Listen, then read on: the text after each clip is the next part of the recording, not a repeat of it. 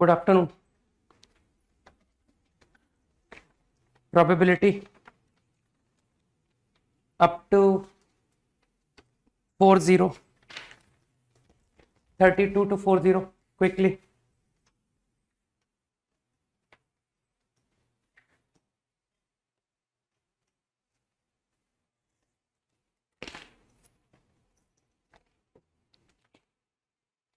Thirty four में box given है कि given box contains exactly 3।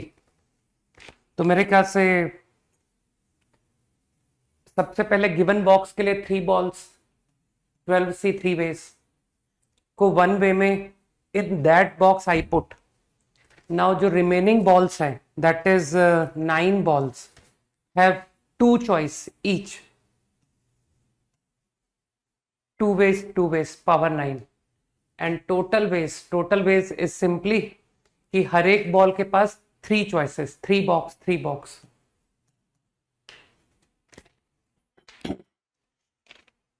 Up to 40 over. 35 तो बहुत बार बता दिया, कुछ n नंबर ऑफ टाइम्स मान लेते हैं। फेयर कॉइन एटलीस्ट 2 हेड, तो 2 हेड, 3 हेड, 4 हेड या all n head. 1 minus 0 head exactly 1 head is greater equal to.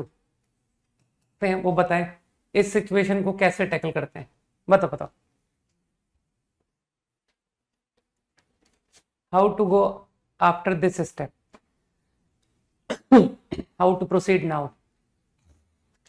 बताओ भाई दिव्यांशु। प्रोबेबिलिटी में बताया था आइडेंटिकल ऑब्जेक्ट का क्या मतलब होता है। बताओ अमित, इस सिचुएशन को कैसे हैंडल करते हैं।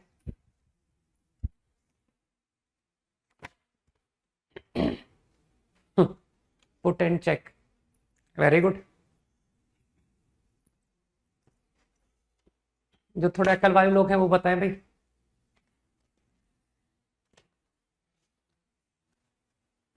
Put and check is good, लेकिन पुट एंड चेक के अलावा something else is required.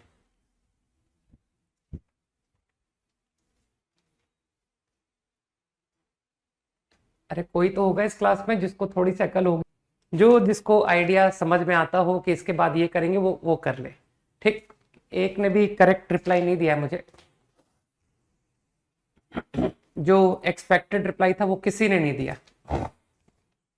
To the point, बस इतना मैंने हिंट दे दिया है कि जितने लोगों के भी कमेंट थे, ठीक है ना, टू द पॉइंट कमेंट किसी का नहीं था। हाँ, तो वो टू द पॉइंट कमेंट सुनना चाहता हूं कि after that what to do.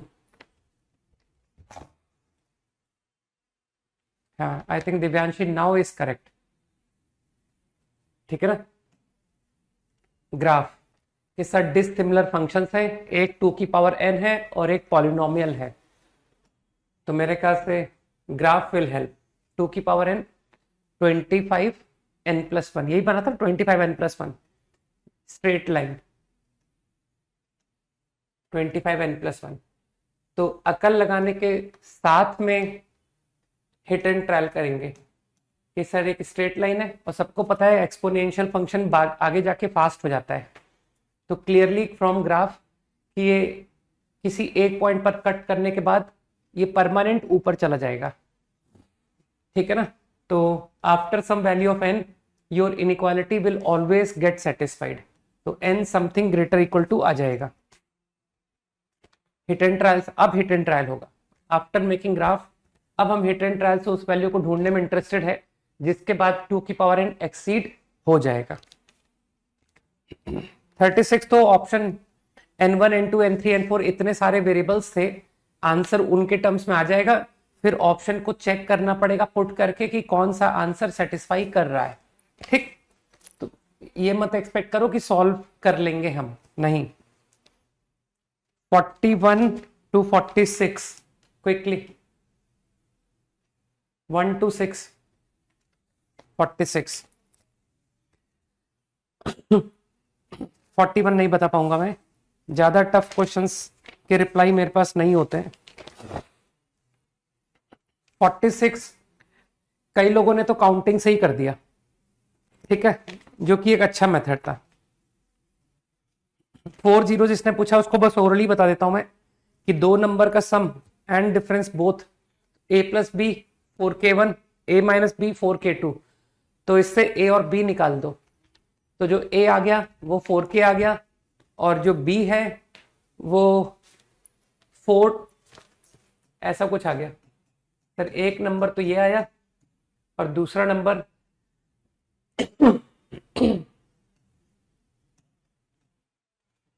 ये आया,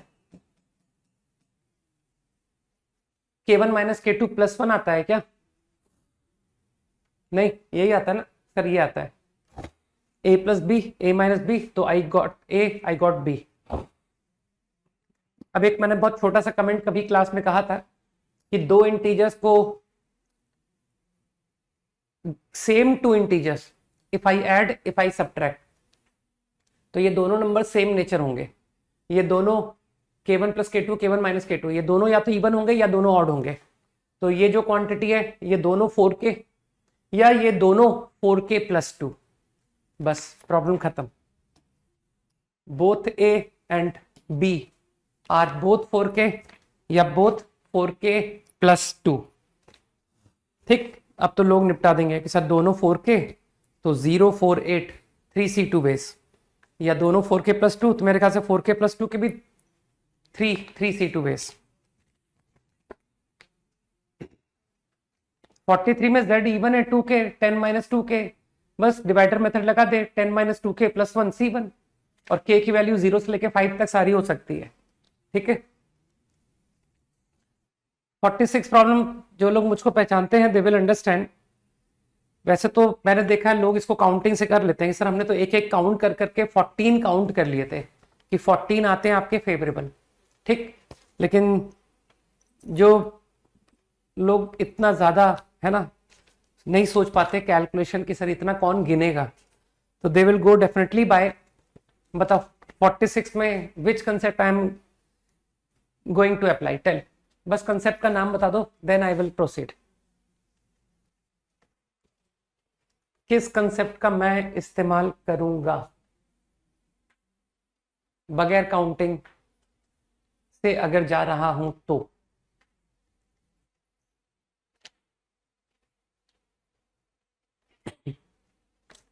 नहीं बताओगे?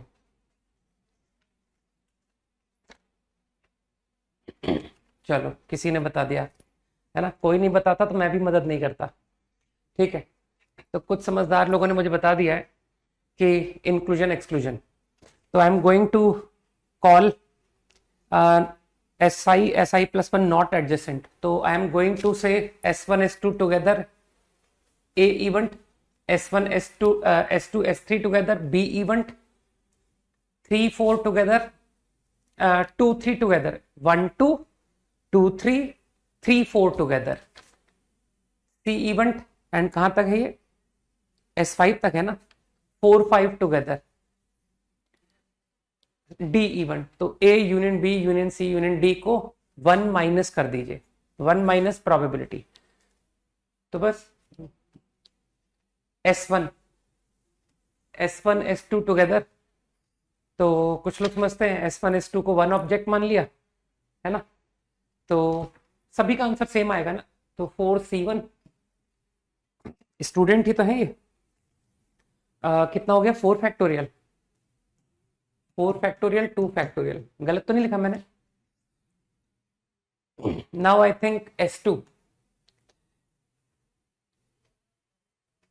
S2 में थोड़ा सा दिमाग लगाना पड़ गया कि यार A event B event A intersection B का आंसर अलग है और S1 और A इंटरसेक्शन C का आंसर अलग है, तो ये थोड़ा सा बेटर सोच वाला प्रॉब्लम था कि सर S2 में दिमाग लगाना पड़ेगा, तो S1 and S2 together as well as S2 and S3 together, तो लोग कहेंगे कि सर S1 S2 S3 ये तीनों टुगेदर हैं और उसमें भी ऑर्डर कि 1 2 3 या 3 to 1।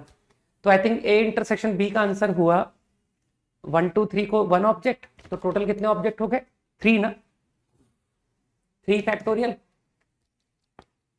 लेकिन जो 1 2 3 है उसमें 2 वेज इंटू 2। आई थिंक ये आंसर तुम कॉमन सेंस सोचोगे कि यही आंसर ए बी का होगा, बी सी का भी यही होगा और सी डी का भी यही होगा, 3C1। अभी मैंने S2 फिनिश किया ही नहीं, अभी S2 में 3 केसेस और हैं। अब तुम कॉमन सेंस से फिर देख लोगे कि सर AC का आंसर, BD का आंसर और AD का आंसर, इनके आंसर्स भी सेम होंगे। तो अब फॉर एग्जांपल मैं AC का आंसर बोलता हूं, तो AC का मतलब है 1 2 3 4। तो 1 2 is 1 object, 3 4 is 1 object and 5, तो 3 फैक्टोरियल अगेन। लेकिन 1 2 के विद इन 2 फैक्टोरियल और 3 4 के विद इन 2 फैक्टोरियल। तो ये आंसर तुम्हारे बाकी के 3 केसेस का यही आंसर आने वाला है। अब मुझे लगता है कि अब तुम अपनी मदद खुद कर सकते हो कि सर अब S3 और S4 तो आप हमारे लिए छोड़ दो, है ना, कुछ हमारे लिए भी होना चाहिए। तो S3 भी थोड़ा इंटेलिजेंट पार्ट है कि सर 1 ABC, सब 4 केसेस हैं, चारों केस के आंसर में तुमको थोड़ा दिमाग लगाना पड़ेगा कि सर ABC ABD, है ना, तो लगा लेना, दिमाग लगा लेना, डू योरसेल्फ। लास्ट क्लास में कॉम्प्लेक्स नंबर में कुछ प्रॉब्लम दे के गया था क्या घर के लिए, है ना? हाँ ठीक, एक क्वेश्चन दिया था।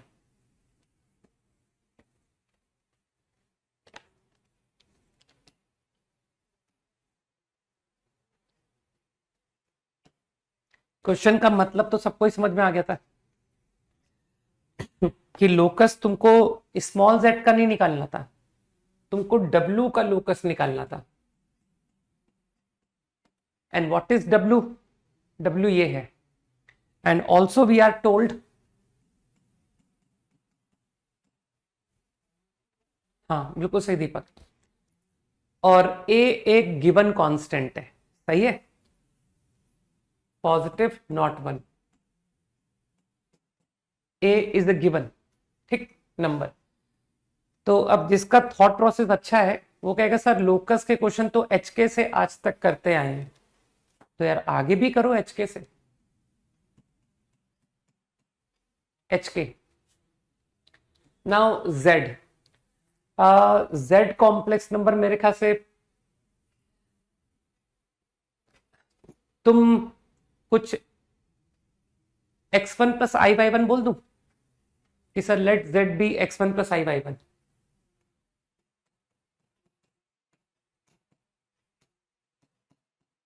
समझ पा रहे हो ये क्या किया मैंने? 1/Z upon upon directly A square लिख दूं क्या? कैलकुलेशन तो तुम लोग समझ ही जाते हो कि सर हो गया, इक्वेट कर दीजिए रियल पार्ट, इक्वेट कर दीजिए इमेजिनरी पार्ट।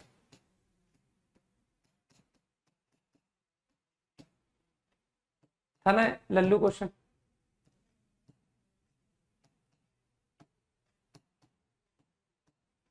अब मेरे ख्याल से लोग समझदार मुझे बता देंगे कि सर मुझे x1 y1 में रिलेशन पता है, तो यू एलिमिनेट x1 y1 भाई, लोकस की equation only H K variable में होनी चाहिए, no other variable is entertained.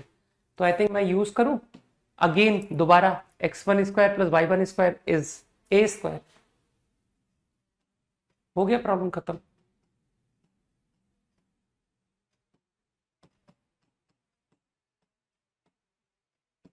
अब तो तुमको एलिप्स भी पूरी तरह से आता है ना, कि सर अब तो हमारा एलिप्स भी स्ट्रांग है, तो your locus is a ellipse, और तुम सारी इंफॉर्मेशन बता सकते हो रिलेटेड टू दिस एलिप्स, कि मैं आपको सारे स्टैंडर्ड टर्म ऑब्टेन करके ला के दे सकता हूं for the ellipse.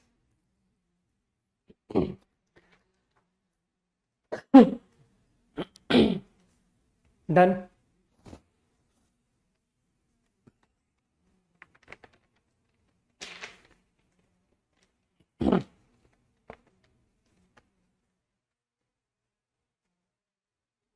Okay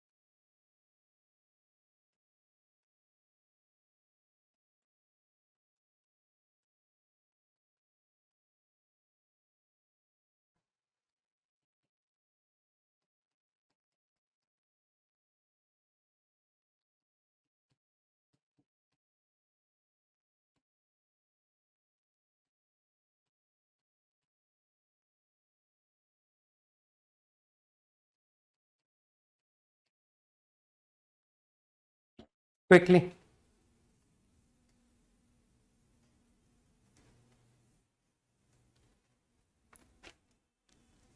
10 seconds to copy.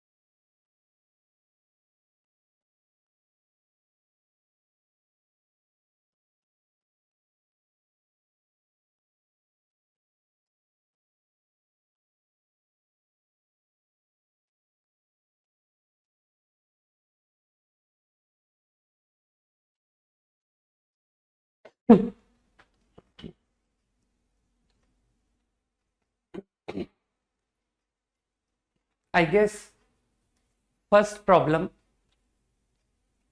में 1/z1, 1/z2 and so on. तो क्लिक किया कि सर यहां पर स्क्वायरिंग से स्क्वायरिंग लोग इसलिए करते हैं ना, so that I can write z1 बार। बस तो तुम समझ गए कि सर 1/z1 को z1 बार लिख सकते हो।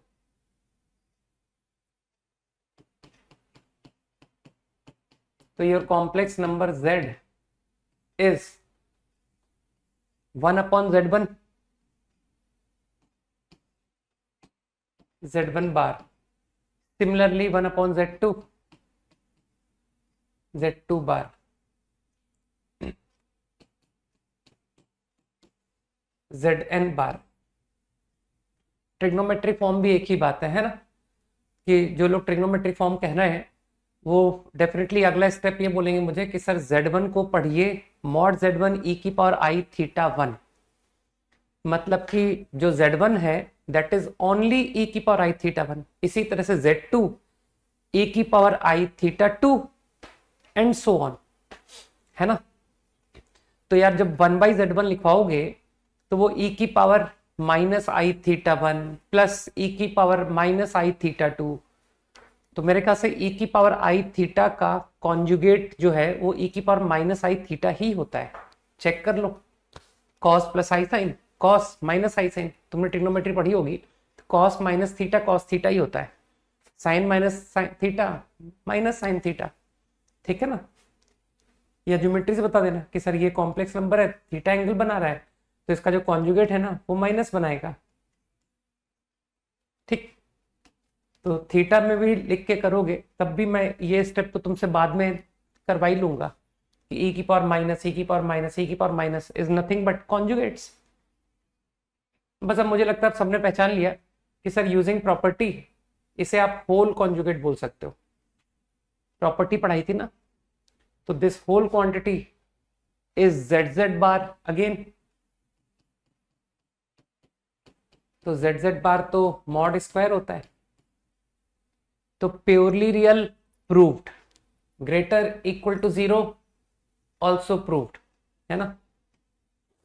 Greater equal to 0 equal to लिखा था मैंने, greater equal to 0 that also done. Now less equal to n square, तो उसके लिए थोड़ा सा दिमाग लगा लेते कि सर ट्राइंगुलर इनइक्वालिटी हमने दो कॉम्प्लेक्स नंबर पर तो मैं जानता हूं, less equal to mod plus mod, है ना। तो आप n पर लगा लीजिए, इस पूरे को एक सिंगल कॉम्प्लेक्स रीड करके मैं डेफिनेटली कह सकता हूं कि सर ये फॉर्मूला Z2 3n बस अब मेरे ख्याल से अब तुम समझ गए कि सर प्रोसेस को कंटिन्यू कीजिए। Again reading one complex. तो समझ गए ना कि क्या होने क्या वाला है, कि सर अल्टीमेटली ये पूरी क्वांटिटी जो है आपकी less equal to mod plus mod plus mod, ये प्रूव हो गया। तो बस problem over. Mod plus mod का square, they are all 1 1 1 n square. 5 seconds quickly.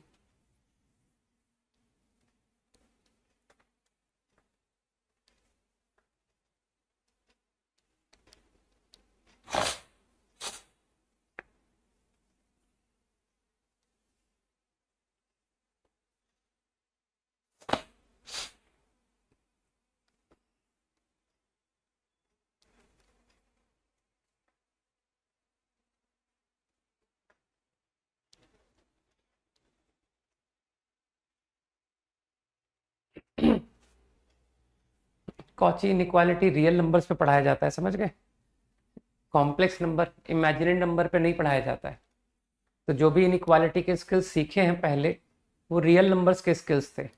ठीक, हर चैप्टर के अपने अलग आइडियाज हैं, तो चैप्टर के ही आइडियाज को यूज करने में दिमाग लगाओ। अगला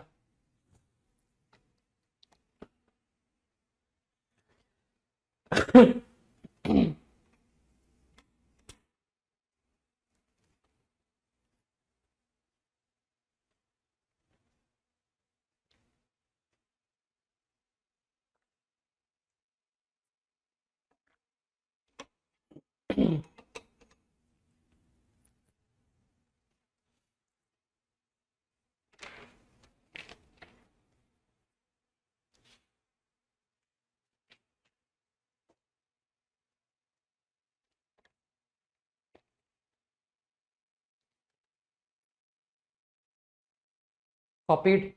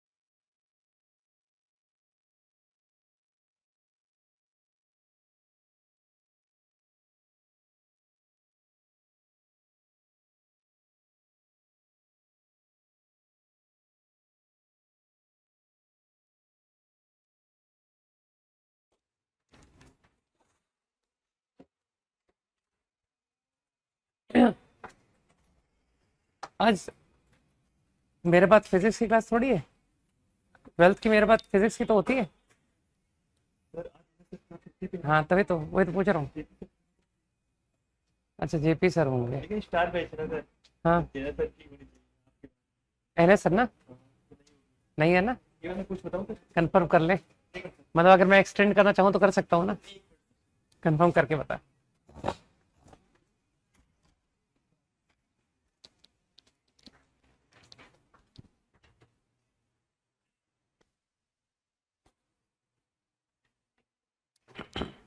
कोई थॉट टू प्रोसीड, कैसे प्रोसीड करें?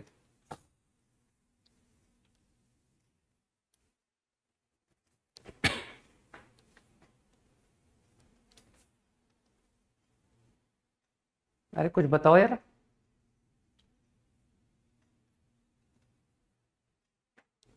अच्छा, एक एक सर की क्लास है, मेरी आवाज सब सुनाई देगी ना? गलती से माइक ऑन रह गया था, नहीं?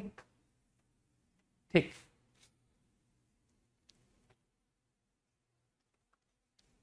स्क्वायरिंग, स्क्वायरिंग करने का मतलब है कॉन्जुगेट से मल्टीप्लाई। तो मेरे ख्याल से आई स्क्वायर बोथ साइड।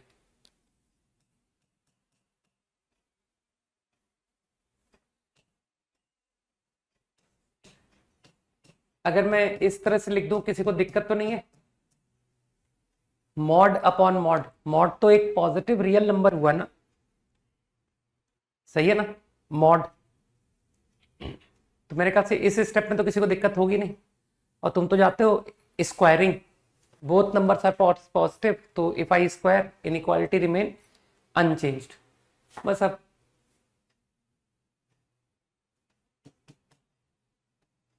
स्क्वायरिंग का लॉजिक ही सबको पता है कि सर यूज जेड जेड बार प्रॉपर्टी इनटू कॉन्जुगेट, माइनस आई का कॉन्जुगेट प्लस आई।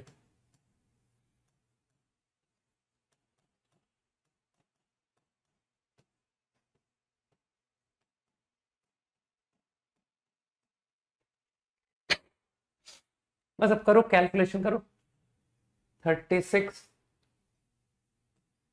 9, यार कैलकुलेशन तुमको समझ में आना पड़ेगा ना। 36 माइनस 9 27, राइट? ये देखो बाकी क्या हैवी टर्म कट गए सर। माइनस आई 6z बार माइनस आई 6z बार cancel, plus 6iz plus 6iz, 4 plus 1 3। इतना रिड्यूस हो गया तुम्हारा expression. I think problem is done. 1/9, so I get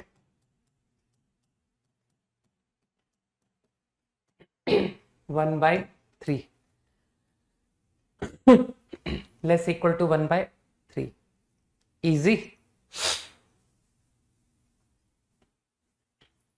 ठीक है भाई, इसका एक ऑल्टरनेट आइडिया और बताता हूं, लेकिन ये डिपेंड करेगा तुम्हारे कि तुमने सर्कल्स कितना अच्छे से पढ़ा था। ठीक, तो जिन्होंने सर्कल्स अच्छे से पढ़ा था वो लोग समझ जाएंगे।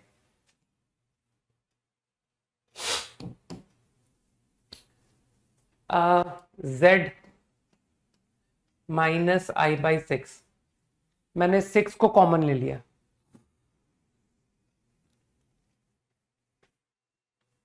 3i common, z plus 2/3i। मेरे ख्याल से तुम अकल लगा के बोल दोगे कि sir 2/3i will become this. ठीक, इतनी यार कैलकुलेशन तुमको आनी पड़ेगी कि 1/i is minus I. I think mod, तो 6 आउट 3i आउट, मॉड तो 6/3 तो 2 हो गया ना? आई का मॉड तो 1 होता है, तो 2। I think your problem become this. ठीक, अब कुछ लोग इसको ज्योमेट्रिकली बोलेंगे। Point P, moving point, distance from 0,1/6 है ना? 0,1/6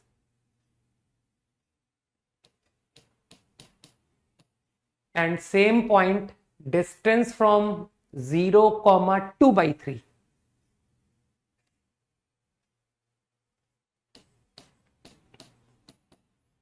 ratio is less equal to half. अभी इनइक्वालिटी को थोड़ी देर के लिए भूल जाओ, let's bother about equal to half. PA upon PB बराबर हाफ। ठीक, तो ये स्टैंडर्ड डेफिनेशन सर्कल्स में मैं बताता हूं, ठीक है।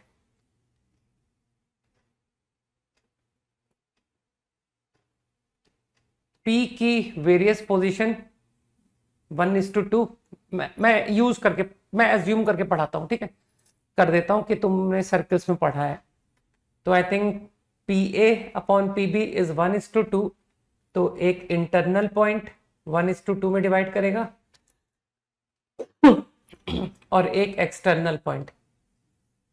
इंटरनल पॉइंट तो निकाल दो, 1:2/3, 2:1/6, that is 1/3. Sum is 1 upon 2 plus 1. So this is the point which divide internally, and another point which divide externally in same ratio. So 2 multiplied by 1/6 minus 1 multiplied by 2/3. 1/3 minus 2/3 upon 2 minus 1. So that is minus 1/3. With these two as diametric end circle. अगर ये problem equal to half होता तो point lying on circle होता with these two as diametric end. ठीक, अब inequality को मैंने visualise किया कि यार इनइक्वालिटी से लोग तो समझ गए कि सर या तो आंसर इनसाइड सर्किल या आउटसाइड, है ना। इनइक्वालिटी में तो यही होता है, या तो ये s लेस इक्वल टू 0 होगा या s ग्रेटर इक्वल। तो कुछ लोग एग्जाम्पल से सोच सकते हैं कि सर कोई एक एग्जाम्पल से काम कर लें। तुमको लगता नहीं origin is the best example? चलो ओरिजिन को चेक करते हैं कि ओरिजिन मेरी इस प्रॉब्लम का आंसर है या नहीं। ठीक, तो ओरिजिन का डिस्टेंस फ्रॉम 1/6, ओरिजिन का डिस्टेंस फ्रॉम 2/3, तो 1/6 अपॉन 2/3, तो मेरे ख्याल से ये 1:2 से लेस इक्वल है कि सर ये रेशियो हाफ से छोटा आ रहा है। इसका मतलब है ओरिजिन लोकस का पार्ट है बस। तो यहां से मुझे तुरंत पता पड़ गया कि यार लोकस जो है वो inside the circle as well as on the circle, कि पॉइंट्स ऑन द सर्कल या इनसाइड। ठीक, और या फिर तुम लोग मन में इमेजिन करो कि सर मैंने इसको अगर x प्लस आई वाई लिखा होता तो एक्स स्क्वायर का कोफिशिएंट आता 4 टाइम्स और यहां आता एक्स स्क्वायर। तो अगर मैं इक्वेशन को कलेक्ट करता तो 3 times X square and so on less equal to 0।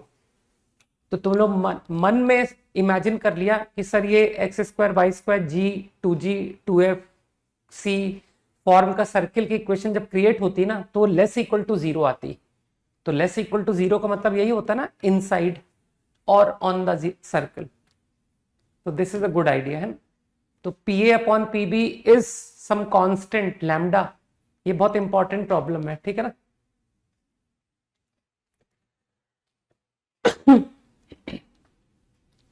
ठीक है नवदीप, मिनिमम भी बता दो भाई, वाई ओनली मैक्सिमम?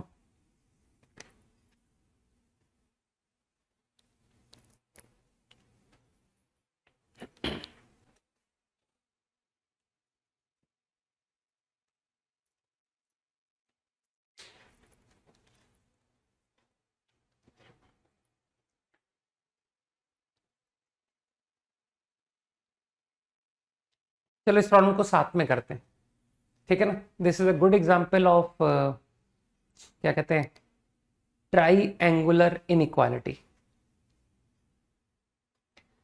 तुम सोच पा रहे हो ना कि सर मुझे मॉड जेड में इंटरेस्ट है, मॉड जेड। तो मैंने क्या किया, आई सेट कि चलो इसको z1 प्लस z2 पढ़ते हैं।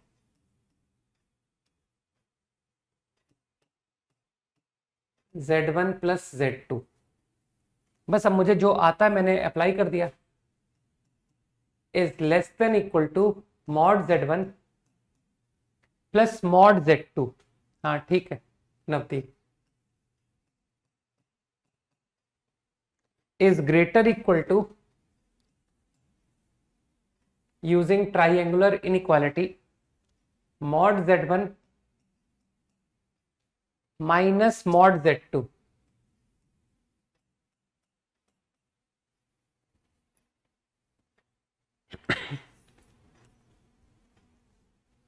बस अब कॉम्प्लेक्स नंबर का जो रोल था दैट इज ओवर। अब ये क्वेश्चन तुमने क्वाड्रेटिक इक्वेशन में भी किए होंगे कि सर इस तरह के क्वेश्चन तो हम लोग फेस करते आए हैं। मॉड जेड बेचारा एक रियल नंबर है, वो भी पॉजिटिव रियल। जीरो इसलिए नहीं बोल सकता क्योंकि सर वो डिनोमिनेटर में है ना, तो you can not take mod Z zero. तो क्या तुमने इस तरह की इनइक्वालिटी सॉल्व नहीं की कभी कि sir x plus 4/x greater equal to 2, find x। Mod Z को x पढ़ोगे तो तुमको लाइफ इजी लगने लगेगी ना कि सर ये तो बहुत बेकार क्वेश्चन है।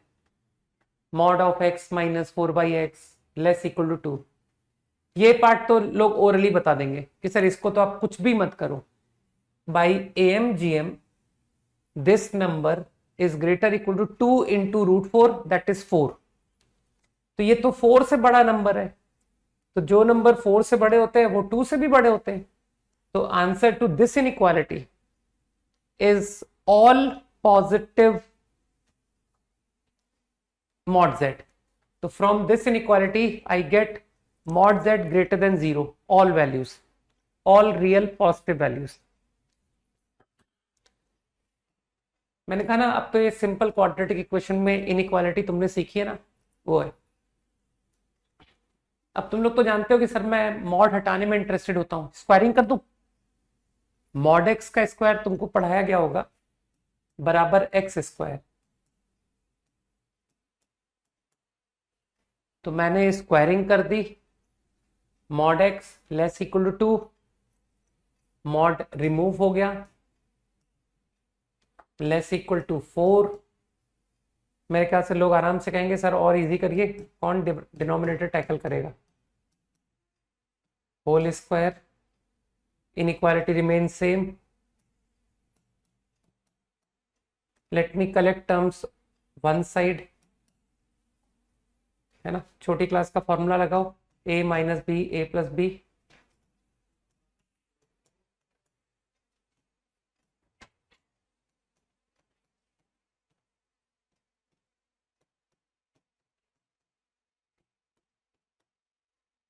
साइन स्कीम बनाओ कि सर बहुत दिन से इस तरह की प्रॉब्लम नहीं की है ना, कि फैक्टर्स आ गए उनको नंबर लाइन पे करके फिर वो साइन स्कीम। तो I think 1 plus minus, -1 plus minus, -1 minus, calculation तुम्हारी अच्छी है, ये -√5 आता है, और -1 plus √5 from here, and from here 1 minus √5, 1 plus √5। तो तुमको साइन स्कीम आज भी याद होगी है ना कि सर ये पढ़ाया था। I think less equal to 0 you are looking for this interval union this interval, लेकिन मॉड जेड तो पॉजिटिव है ना यार। तो your final answer is mod Z belong to only this interval, √5 -1 to √5 + 1। Done. Simple inequality का problem.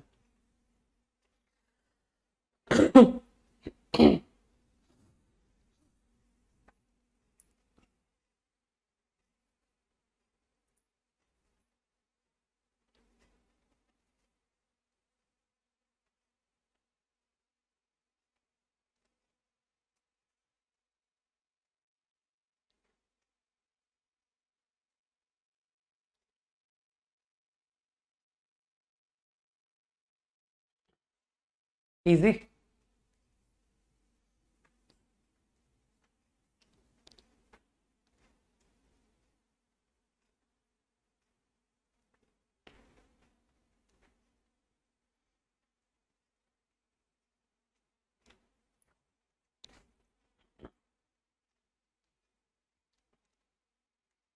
अरे मैंने कौन सा बराबर यूज किया है भाई? कंडीशन तो लोग तब चेक करते हैं ना, if I make mod z1 minus mod z2 is equal to mod of z1 plus z2। तो मैंने इक्वालिटी की बात ही कहाँ की तुमको भाई? ठीक।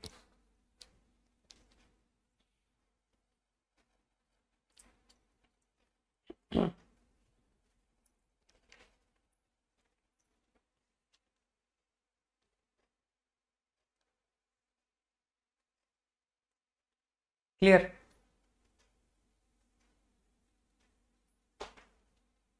नहीं नहीं, सब कुछ ठीक है। वो -1 -√5 ये रहा। ये है तो दिखाया तो है, -1 -√5।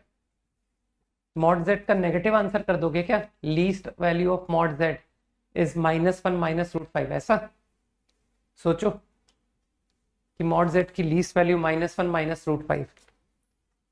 ठीक है ना?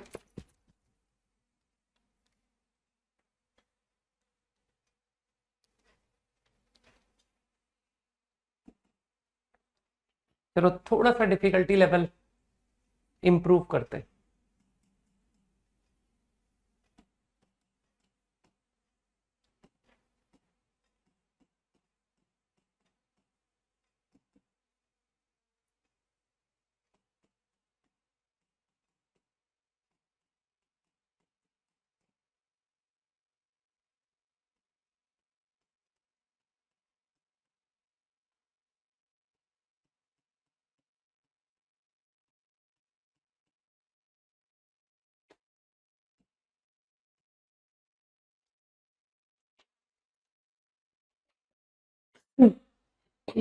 अरे मॉड जेड को पॉजिटिव कैसे भूल सकते हो यार? दो इनइक्वालिटी बनी थी, बताया तो था। एक इनइक्वालिटी का answer mod Z greater than 0, और दूसरी इनइक्वालिटी का आंसर लेकर क्या आया, दोनों का इंटरसेक्शन। तो आंसर फाइनल जो लिखा है दैट इज करेक्ट।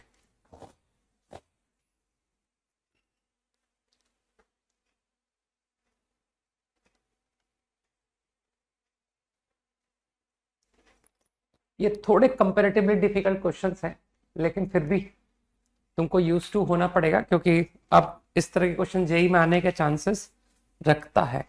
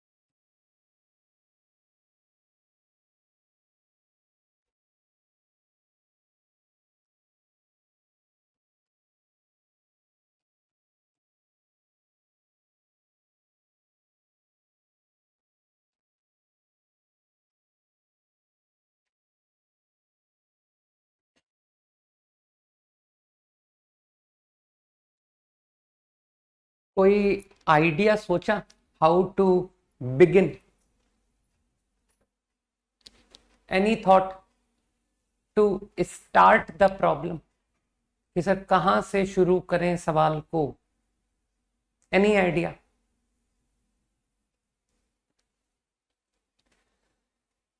वरना तो इस सवाल को घर पर सजा करके ही रखे रह जाओगे कि सर देखने में बहुत अच्छा लग रहा है, चलो इसको फ्रेम करके टांग देते हैं। ट्राइएंगुलर इनइक्वालिटी से श्रेयांश सिर्फ इसका एक पार्ट हो पा रहा है और वो है लेस इक्वल टू 4। √2 तक तो तुम पहुंच ही नहीं पाओगे, ठीक है ना, यूजिंग ट्राइएंगुलर इनइक्वालिटी नहीं पहुंच पाओगे, है ना। तो देखो इसका ये पार्ट तो हो गया था कि सर इसे less equal to 1 plus mod z plus 1 plus mod z square, ठीक, और ये 4 आ गया। और तुम लकी थे कि सर इसकी कंडीशन ऑफ इक्वालिटी ट्रू भी है। तुमको याद है कंडीशन ऑफ इक्वालिटी कब आती है? तुमने इस क्वांटिटी को बराबर दिस लगाया है, इसका मतलब है 1 comma minus z have same argument. सही कहा मैंने? इसी तरह से this number is equal to this number, मतलब 1 comma z square have same argument. अच्छा, इन दोनों के सेम आर्ग्यूमेंट का मतलब समझते हो कि सर माइनस z को पॉजिटिव रियल होना पड़ेगा, माइनस z को साइमल्टेनियसली कि सर z का मॉड तो 1 है, मॉड z 1 है। तो इस कंडीशन को अगर ट्रू कराने जाओगे कि minus z and 1 have zero argument, zero, तो माइनस z को 1 होना पड़ेगा, नो अदर चॉइस। सही है? कुछ समझ आई बात? और इस कंडीशन के ट्रू होने पर यह भी साइमल्टेनियसली ट्रू हो गया कि सर z स्क्वायर बन गया 1, तो देखिए आपकी सेकंड कंडीशन भी ट्रू हो गई। तो लेस इक्वल टू 4 वाला पार्ट तो हो गया, लेकिन ये तुम पहुंच ही नहीं पाओगे कि ट्रायंगुलर इनइक्वालिटी से √2 कहां से आएगा।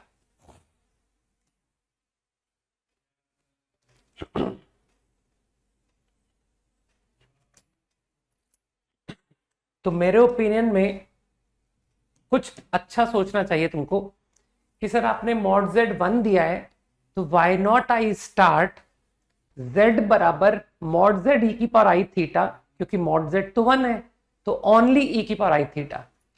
ये अच्छा आइडिया रहेगा।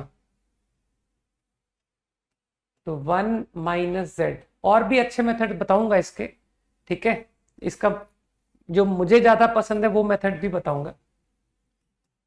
तो z इज e की पावर आई थीटा। थोड़ा हाइब्रिड तरीके से चले कि सर ज्योमेट्री और कॉम्प्लेक्स नंबर सबको मिक्स कर दीजिए आप। तो मेरे ख्याल से लोग समझ गए कि सर z जो है वो सर्किल पर लाई कर रहा है विथ सेंटर ओरिजिन रेडियस 1।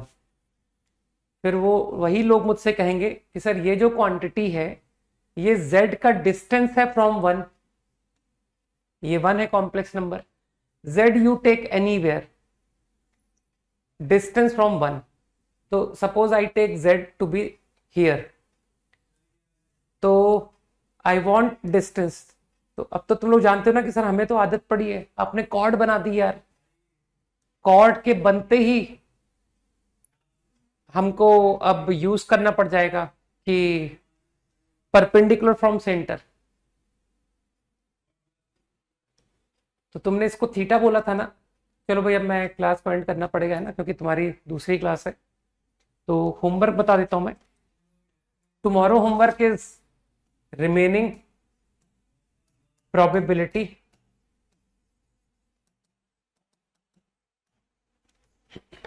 इस क्वेश्चन में मैं बस आधा काम करके जा रहा हूं, इसको तुम घर पर सोचना और, है ना, फिर कल फर्दर डिस्कस करेंगे।